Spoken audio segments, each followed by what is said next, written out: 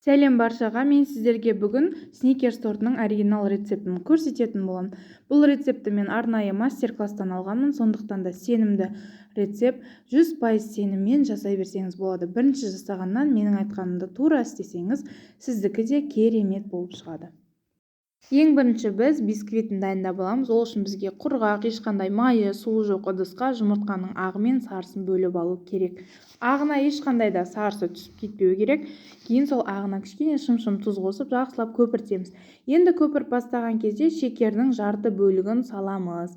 Менде ол жері түспей қалыпты, өкінішке орай, бірақ сол шекерді салып, жартысын салып, осылай аппақ пенка болғанша араластырасыздар. Одан кейін сарысын да кішкене миксермен араластырып, көпіріп бастағанда шекердің қалған бөлігін салып, бұны да аппақ қылып шекер ерігенше жақсылап араластырып аламыз. Міне көріп тұрғаныңыздай осындай аппақ пена болу керек. Енді осы сары бөлігіне ақ май құйып, жақсылап араластырып жібереміз. Одан кейін сүт құямыз. Сүт міндетті түрде ыстық болу керек, бірақ қайнауды қажет етпейді.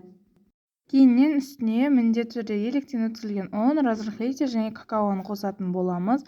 Міндетті түрде електен өткізіңдер, және де барлығын бірден емес, аз-аздан салып, осындай масса жасап аламыз. Енді осы массамызды біркелкі болғаннан кейін үстіне жаңағы жұмыртқаның ағын, шекер қосылғанды салатын боламыз. Аз-аздан көптен салмаймыз, және де миксермен араластырмаймыз. Осы жерде лопаткамен астынан жоғарыға қарай, төменнен жоғарыға қарай осылай әдемілеп жай-жай араластыратын боламыз. Осындай өте пышный масса дайын болады. Бізде осыны формаға салып, менде 22 диаметрлік формаға салып, 160 градуста 45-50 минут пісіріп аласыздар. Енді біз ортасына салатын карамель дайындаймыз. Ол үшін бізге шекерді осылай отта ертіп алу керек. Өте жай отта ертесіздер, және де міндетті түрде қозғап тұрыңыздар. Егер де күйіп кететін болса, еріп жатқан кезде ол дәмі шығып кетеді. Отын жай қоямыз, барынша полный шекерді ертіп алғаннан кейін үстіне ыстық, бірақ қайнамаған сливкиді құямыз. Сливки құйған кезде абай болыңыздар, осылай ісініп кетеді, қолдарыңыз күйіп қалмасын. Сливкиді де құйып алғаннан кейін жай-жай ғана араластырып аласыздар. Үстіне сары май саласыздар. Барлығының грамдарымен описание қалдыратын боламын, сол жерден көріп алсаңыздар болады. Сары май ерігеннен кейін үстіне арахис саласыздар. Арахисті кішкене қуырып алсаңыздар, өте дәмді болып шығады, қыздар. Қыздар, және де негізі вареный сгущенкамен арахисті араластырып жаға салсаңыздар болады, бірақ мен сіздерге арнайы карамельдің рецептін көрсетейін деп арнайы карамельмен жасадым. Карамельді суытуға қоямыз. Ол кезде міне біздің коржымыз дайын. Оны осындай решеткаға салып, кішкене суытып аламыз. Суытып алғаннан кейін осылай жай ғана формадан шешетін боламыз. Менде формасы 22 диаметрлік, жағы да айтайын, қыздар.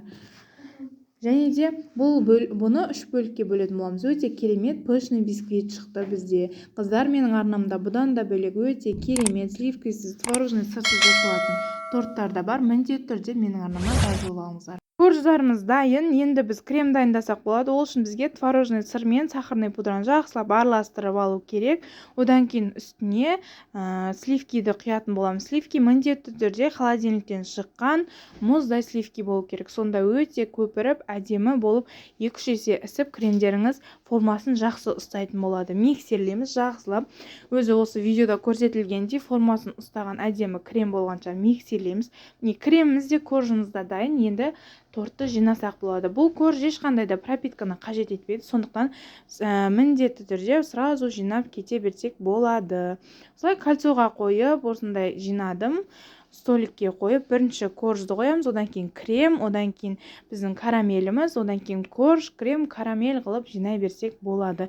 Жинап болғаннан кейін де холодильникке салып 5-6 сағатқа қоямыз. Кремі кішкене сіңгеннен кейін қалған кремдерді бетіне жағып жібереді. Негізі бетін полный ровный қылып крем жағудың қажеті жоқ. Осыны холодильникке 5-6 сағатқа қоямыз. 5-6 сағаттан кейін осындай арнайы ганаш дайындап болдым. Ол шоколадты ерітеміз де үстіне арахис саламыз, араластырамыз да үстіне полный құйып шығатын боламыз, қыздар.